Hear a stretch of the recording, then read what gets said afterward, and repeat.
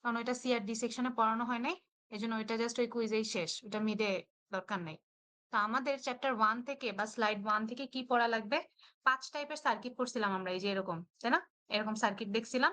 এই যে এখান থেকে স্ক্রিনশট নিয়ে কিন্তু তোমার ওই স্লাইডে বসানো। তো তুমি স্লাইড পড়লেই হচ্ছে, বইয়ে এত কথা না পড়লেও হবে। এখন এখান থেকে কি টাইপের আসবে? ডিরেক্ট তোমাকে কখনোই বলবে না যে ডিসি টু ডিসি কনভার্টারটা তুমি ড্র করে ইনপুট আউটপুট ড্র করো, এরকম ডিরেক্ট কোশ্চেন আসবে না। কোশ্চেন দেখে তোমার বুঝে নিতে হবে যে ওটা ডিসি টু ডিসি নাকি ডিসি টু এসি নাকি এসি টু এসি নাকি এসি টু ডিসি। এটা কোশ্চেনের যে একটা সিম্বল থাকবে বা যে কোনো একটা নাম থাকবে অন্যরকম, বা যে কোনো একটা সার্কিট থাকবে, ওইটা ওই সার্কিট দেখে ওইটার আহ তোমার ওয়ার্কিং প্রিন্সিপাল দেখে বুঝতে হবে যে কোশ্চেনে কোনটা দেওয়া আছে। এতটুকু তো ক্লিয়ার? তো এই 6টা খুব ভালোভাবে পড়বা, 6টা না সরি 5টা, যে স্লাইডে যে 5টা আছে এটা খুব ভালোভাবে পড়তে হবে। ঢালাও মুখস্থ করলে কিন্তু অ্যান্সার করতে পারবা না, একটু মানে বুঝে বুঝে পড়তে হবে, কারণ কোশ্চেনে ডিরেক্ট বলা থাকবে না যে কোনটা দেওয়া হয়েছে। ম্যাম চেহারা কিন্তু হ্যাঁ বলো। ম্যাম হচ্ছে যে কনভার্টার গুলা আছে যে 5টা পড়তে বলছেন ম্যাম, ওখান থেকে সাপোজ আমি ধরলাম বললো ইনভার্টার বলা আছে, তো সেক্ষেত্রে হচ্ছে এসি থেকে ডিসি করতে হবে।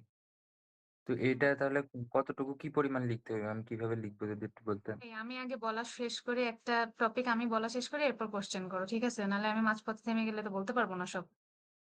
জি আচ্ছা ম্যাম। আমি আগে বলি, এই চ্যাপ্টার 1 বলি, এরপর এই রিলেটেড যা কোশ্চেন আছে এরপর জিজ্ঞেস করো।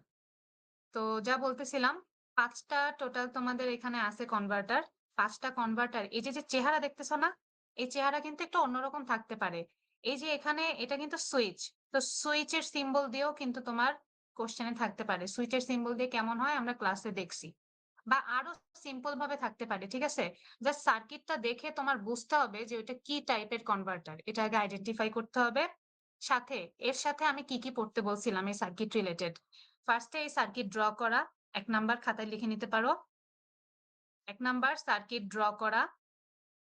2 নাম্বার এটার ইনপুট ভোল্টেজ ড্র করা, আউটপুট ভোল্টেজ ড্র করা। 2 নাম্বার ইনপুট এবং আউটপুটের ভোল্টেজের গ্রাফ ড্র করা। 3 number working principle. 3 number working principle. 4 number application. 4 number application. আর 5 নাম্বার স্লাইডে দেখবা কাকে কি কি নামে ডাকা হয়, একাধিক নাম দেওয়া আছে, ওই নামগুলো শিখবা। তাহলে 5 নাম্বার এদের বিভিন্ন নাম। এখানে আবারও একটু আমি বুঝাই দেই, এইখানে যত যেসব জায়গায় মসফেট দেখো, ডায়োড বল দেখো, যাই দেখো, সব কিন্তু এক একটা সুইচ, ঠিক আছে? তো সুইচ জিনিসটা ভালো করে বুঝো।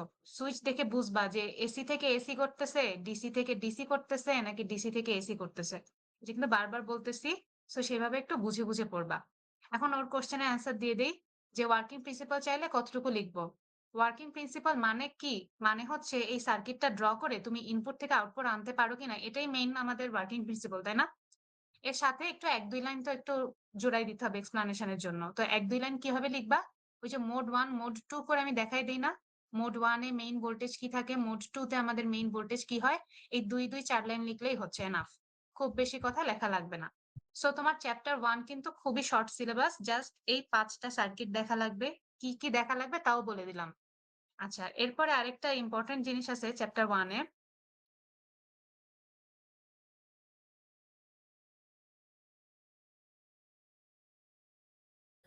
ম্যাম অ্যাপ্লিকেশন বলতে এগুলো কোথায় কোথায় ইউজ করা হচ্ছে সেগুলো, তাই না?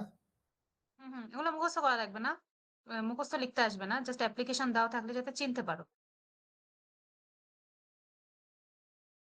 আচ্ছা এই যে এখানে আরেকটা 6 নাম্বারে স্টার স্টার দিয়ে লিখে রাখো, এই যে আমাদের অ্যাভারেজ এবং আরএমএস ভ্যালু বাইর করা, এটা ক্লাসে বলে দিছিলাম মনে আছে?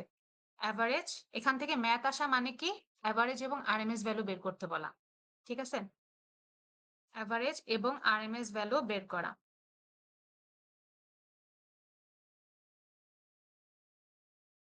এরপরে লেখো ফিগার 1.10।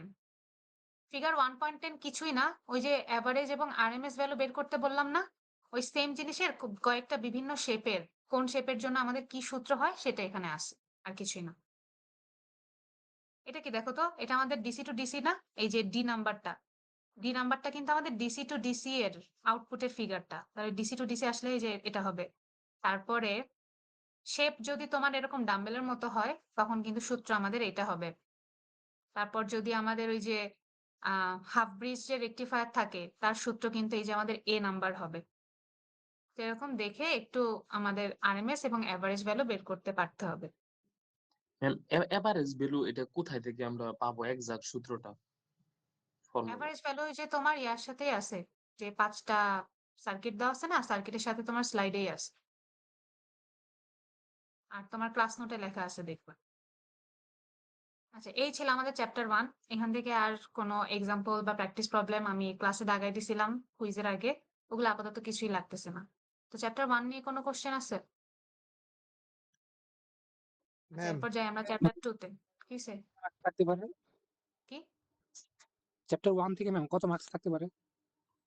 এটাও বলে দেওয়া লাগবে আমার? এটা শুনে কাম নাই। এরপরে ম্যাম দেখো চ্যাপ্টার 2 দেখো। ম্যাম চ্যাপ্টার 1 একটা জিনিস ম্যাম। হুম। ম্যাম এই যে বললেন যে বিভিন্ন ভাবে চিনতে হবে, মানে ডাইরেক্ট হচ্ছে না চিনা, এই চেনার বলতে হুম। কি অন্য ছদ্মনামগুলো দিয়ে চিনতে হবে নাকি শুধু? ওই যে মানে বিভিন্ন ভাবে অ্যাপ্লিকেশন থাকতে তো পারে, আমি অনেকই থাকতে কেবলই পারে বললাম। ম্যাম। হয় অ্যাপ্লিকেশন থেকে তোমার চিনতে হবে, বা ছদ্মনাম না, স্লাইডে যে নামগুলো আছে ওরই একটা নাম দেওয়া থাকবে, অথবা তোমাকে একটা সার্কিট দেওয়া থাকবে, সার্কিট দেখে তোমার চিনতে হবে যে ওখানে ডিসি থেকে ডিসি হচ্ছে, ডিসি থেকে এসি হচ্ছে, নাকি এসি থেকে এসি হচ্ছে। ঠিক আছে? এই 3 ভাবে তোমার জাস্ট চিনতে হবে। একটা সার্কিট দেওয়া থাকবে, সার্কিটের উপরে বলা থাকবে না যে এটা কি কনভার্টার। সার্কিট দেখে তোমার বুঝতে হবে যে এটা ডিসি থেকে ডিসি করতেছে, নাকি ডিসি থেকে এসি করতেছে, নাকি এসি থেকে ডিসি করতেছে। বুঝছো? জি ম্যাম, তাহলে ওই বইয়ের যেই কনভার্টার গুলো আছে ওই সার্কিট গুলো একটু ভালো মতো দেখতে হবে। হ্যাঁ, বইয়ের গুলাই স্লাইডে দেওয়া আছে, ওইগুলাই, ওই 5টা সার্কিট জাস্ট ভালোভাবে দেখতে হবে। ঠিক আছে। সার্কিটের অপারেশন বুঝতে হবে, ওই যে বললাম ওখানে কিন্তু ট্রানজিস্টর দিয়ে তোমার কোশ্চেনের ছবিটা নাও থাকতে পারে। ট্রানজিস্টর মানে কি? তোমার সুইচ। তো ওইভাবে একটু বুঝে বুঝে সার্কিট গুলা দেখো। ঠিক আছে ম্যাম। আচ্ছা, এরপরে চ্যাপ্টার 2 তে আসি।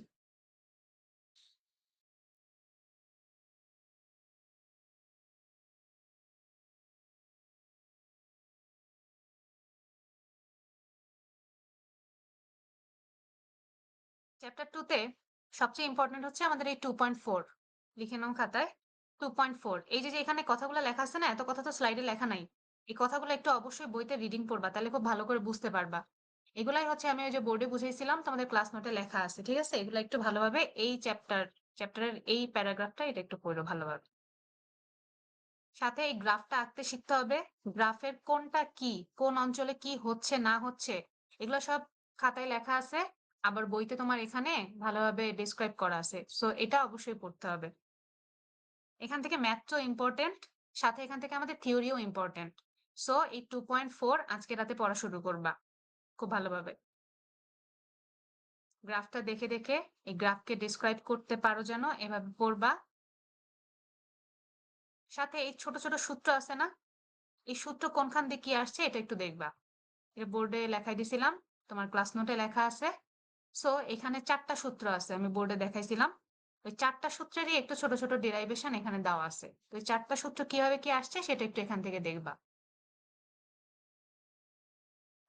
তো লিখে নাও, 2.4 থেকে কি দেখতে হবে? গ্রাফ দেখতে হবে, এই ছোট ইকুয়েশন গুলার একটু শর্ট ডিরাইভেশন দেখতে হবে,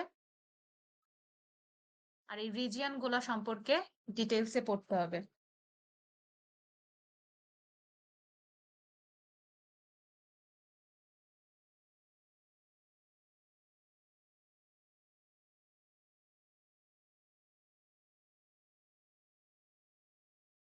আচ্ছা, এরপরে আসে এই টিআরআর এর ম্যাথ। ম্যাথ আমি দাগাই দিছিলাম, এক্সাম্পল 2.2 তো করবাই। আর প্র্যাকটিস প্রবলেম কি আবার আমার দেখে বলা লাগবে? প্র্যাকটিস প্রবলেম সবার খাতায় লেখা আছে না? ম্যাম বলে দিলে ভালো হয়। তার প্র্যাকটিস প্রবলেমটা কই ম্যাম? একদম নিচে ওইগুলা, একদম শেষ হওয়া হ্যাঁ, ওইখানে একদম নিচে প্র্যাকটিস প্রবলেমটা খুঁজে পাচ্ছি। এক্সারসাইজে যেগুলা। হ্যাঁ, একদম নিচে যেটা।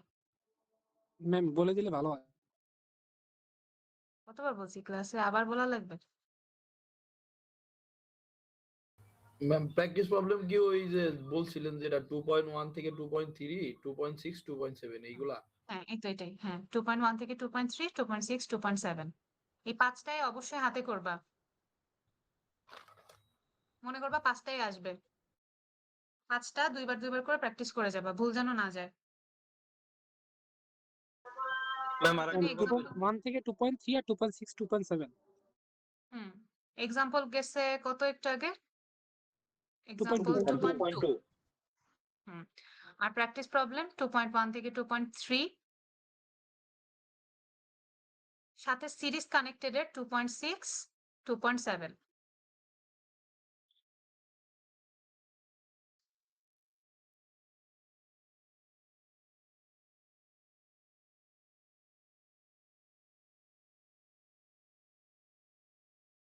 এই 5টাই অবশ্যই হাতে করবা। আচ্ছা, টিআরআর গেল। এরপরে এখানে এই যে সিরিজ কানেক্টেড ডায়োড ছিল, সো সিরিজ কানেক্টেড ডায়োড থেকে তোমার থিওরি আসলে ওই যে শর্ট কোশ্চেন যে সিরিজ কানেক্টেড আমাদের কেন জরুরি, এই টাইপের শর্ট কোশ্চেন ক্লাস নোটে লেখা আছে, ওইটা একটু দেখবা। সাথে বেশি ইম্পর্টেন্ট হচ্ছে আমাদের ম্যাথ। সিরিজ কানেক্টেড এর একটা এক্সাম্পল আছে, প্র্যাকটিস প্রবলেম এই যে 2.6 2.7। আর এক্সাম্পলে যাই একটু।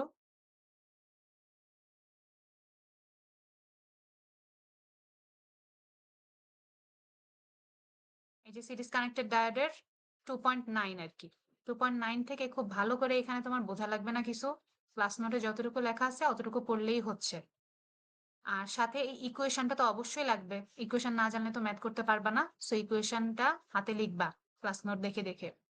সাথে আমাদের এক্সাম্পল 2.3 অবশ্যই, এক্সাম্পল 2.3 এবং অবশ্যই প্র্যাকটিস প্রবলেম 2.6 2.7।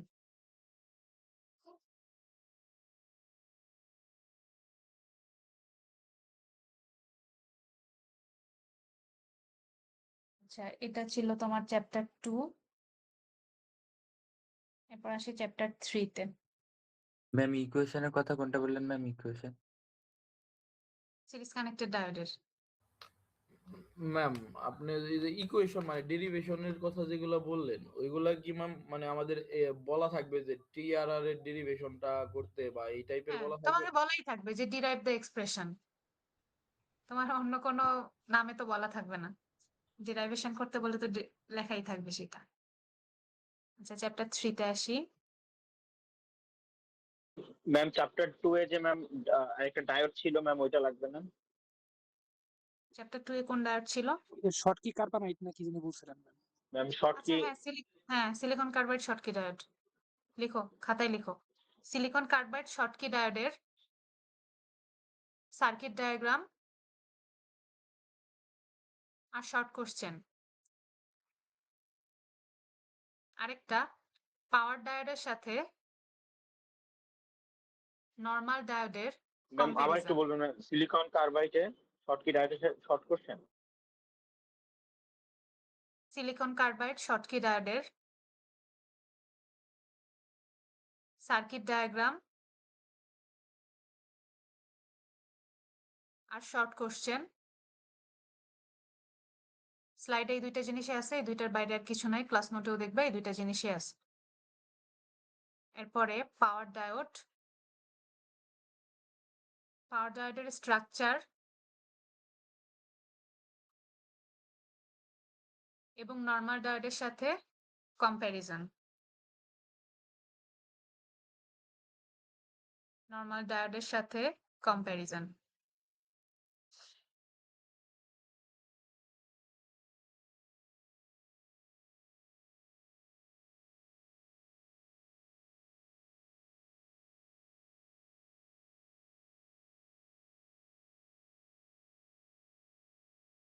আচ্ছা, এখন আসি চ্যাপ্টার 3 তে আসি।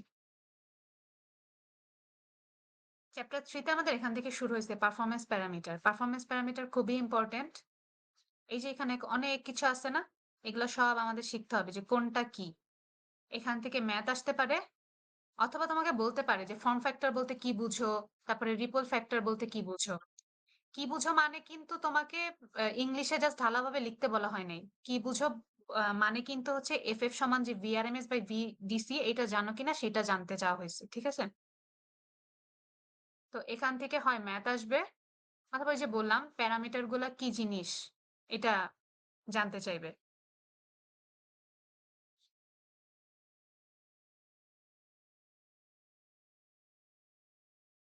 এখানে যতগুলা প্যারামিটার আছে নোট করে করে এখানে তো ঢালাও ভাবে লেখা আছে, ক্লাস নোটে দেখবা 1 2 3 4 আকারে তোমার নামগুলা লেখা আছে। সো এগুলা ভালোভাবে পড়বা। ম্যাম এটা কত কোনটা আর্টিকেল? কি জিনিস শিখবা। 3.2।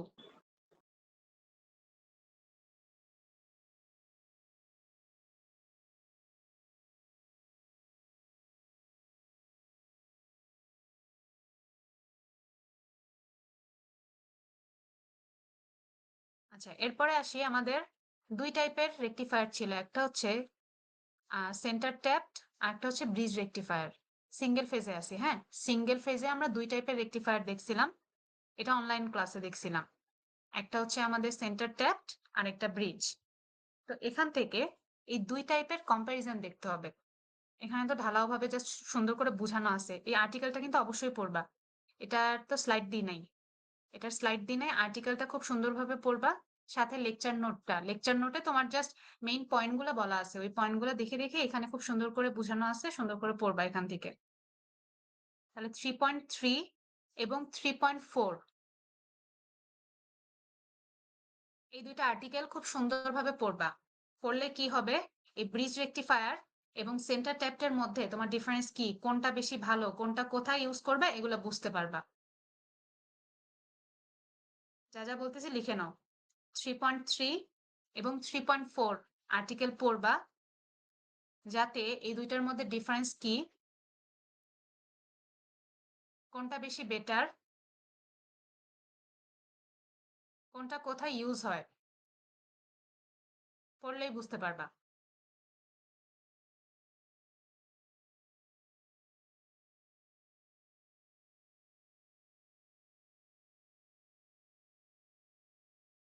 সাথে কি শিখতে হবে, এরপরে কোশ্চেন সার্কিট ডায়াগ্রাম।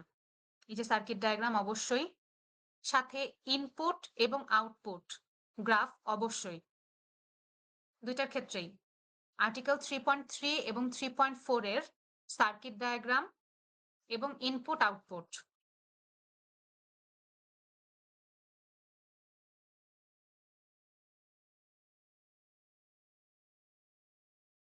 আচ্ছা, এখানে সবাই একটু তাকাও স্ক্রিনে এবার। 3.11 ইকুয়েশন না এটা? এই ইকুয়েশন দিয়ে আমরা ম্যাথ দেখছি পরে। তো এই ইকুয়েশন কিভাবে আসছে, ইন্টিগ্রেশন করে আসছে না? ইন্টিগ্রেশনটা সবাই বাসায় করবা, এটা কিন্তু আমি করাই দেই নাই বোর্ডের, ঠিক আছে? কেন করাই দেই নাই? কারণ এই যে সাইন ওমেগা টি রে ইন্টিগ্রেশন করলে যে কজ ওমেগা টি আসে আমরা সবাই জানি। তো ইন্টিগ্রেশন করে কজ ওমেগা টি করবা, করে এরপর লিমিট বসাবা। লিমিট বসায় দেখবা যে আসলে এই বইয়ে যে সূত্র দেওয়া আছে এটা আসে কিনা। সো এটার ইন্টিগ্রেশনটা একটু সবাই বাসায় করবা, লিখে নাও। ইকুয়েশন 3.11, এটার ইন্টিগ্রেশন সবাই বাসায় প্র্যাকটিস করবা। এটা কার? সেন্টার ট্যাপ্টের। সেন্টার ট্যাপ্টের এই ইকুয়েশনে যে আমাদের ইন্টিগ্রেশনটা আছে সবাই বাসায় প্র্যাকটিস করবা।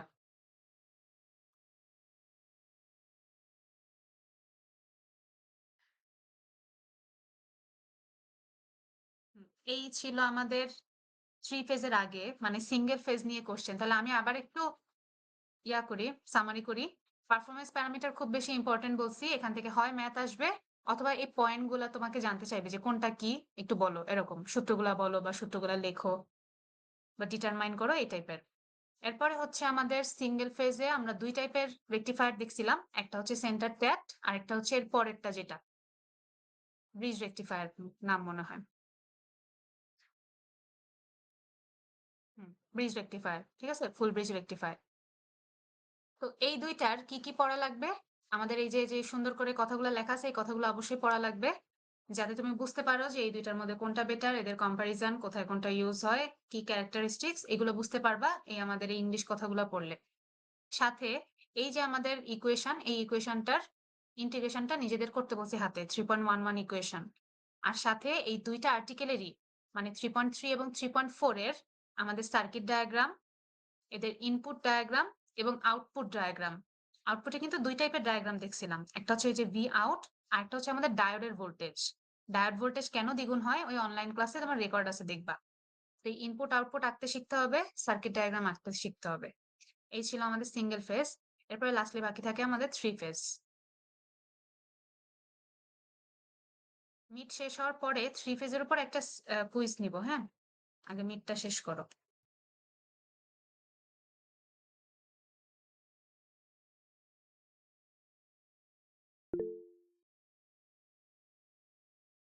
থ্রি ফেজ ব্রিজ রেকটিফায়ারে আসি।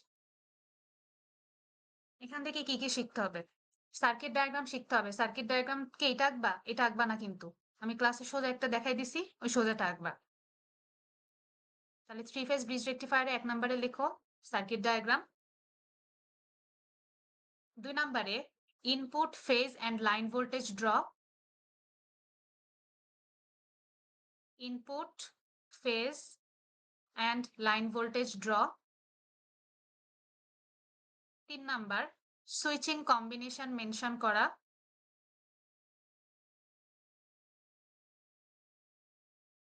সুইচিং কম্বিনেশন মেনশন করা।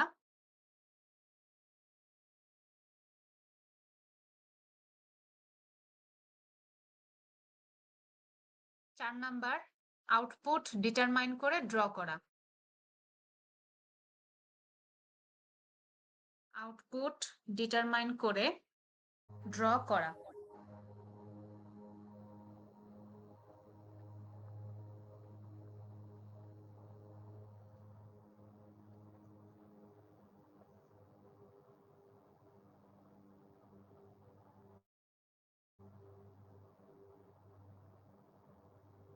তোমাদের একটু সোজা করে দেই। সোজাটা হচ্ছে একটা ম্যাথ করছিলাম না আমরা, ওই যে আমি বড় বড় ইকুয়েশন লেখাই দিছিলাম, মনে আছে? জি ম্যাম। ওইটা লাগবে না, ওইটা সি আর ডি সেকশনে দেখবা করাই নাই। আমি বারবার বলছিলাম ওদের সেকশনে কি করাইছে না করাইছে খোঁজ রাখবা, সেই খোঁজটা আমার রাখা লাগে। তো এটা বাদ যাবে, কিন্তু এক্সাম্পল 3.7 করবা। নাফিস এইটা করছে আমি দেখছিলাম, তো নাফিস সবার সাথে শেয়ার করে দিলে সবাই একটু অ্যান্সার গুলা মিলাই নিও।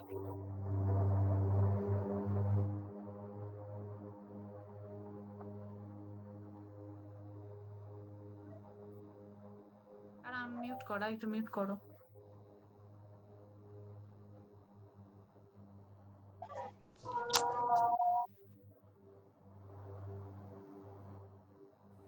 সুইট, তোর মাইক্রোফোন অফ কর। তারপরে তো আর কিছু পড়ি নাই, আমি একটু দেখি কিছু বাদ গেছে কিনা। তো এই ছিল তোমাদের সিলেবাস। ম্যাম একটা কোশ্চেন ছিল। 1 মিনিট, আমি একটু শেষ করি। আমি একটু দেখি কিছু বাদ গেছে কিনা। ম্যাম আমাদের যে অ্যাসাইনমেন্টের ম্যাথ গুলো ছিল ওগুলো কি লাগবে না তাহলে? আমি একটু শেষ করি, এখনো শেষ হয়নি।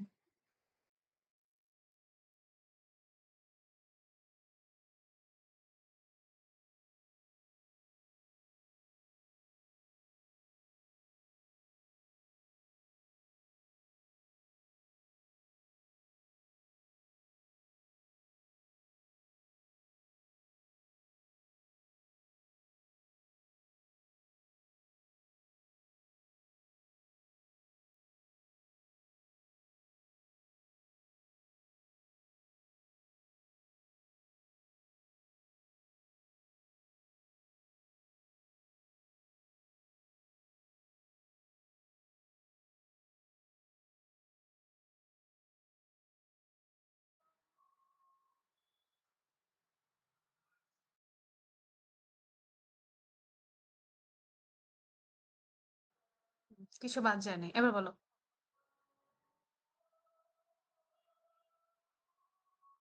কোনো কোশ্চেন আছে? আমি অ্যাসাইনমেন্টের ম্যাথের কথা বলতেছিল আর কি, ওটা কি লাগবে না? অ্যাসাইনমেন্ট ওই যে কেবলই বললাম, বড় বড় ইকুয়েশন লেখাই দিছিলাম, ওই ম্যাথটা লাগবে না। আরেকটা যেটা ছোট ছোট ইকুয়েশনের আছে ওইটা লাগবে, ঠিক আছে? আর কিছু? ম্যাম এই ছোট ছোট বলতে তো ম্যাম ওই যে শুরুতে যে প্যারামিটার গুলো আছে ওই প্যারামিটারের জাস্ট ভিতরে একটা প্যারামিটার, ম্যাথ আছে। Performance parameter. জি ম্যাম। পারফরম্যান্স প্যারামিটার ম্যাথ আসবে, তো আমি পারফরম্যান্স প্যারামিটার দেখানোর সময় বলছি, ঠিক আছে? আর কিছু? ম্যাম এই থার্ড চ্যাপ্টার থেকে তো সিঙ্গেল ফেজ দেখাইলেন ম্যাম, ওই যে থ্রি ফেজ যেটা ওটা তো তাহলে বাদ। এই তুমি কইছিলা, তুমি কি ডিসকানেক্ট হয়ে গেছিলা? কিন্তু ম্যাম কেবলই সিঙ্গেল থ্রি ফেজ দেখাইলাম।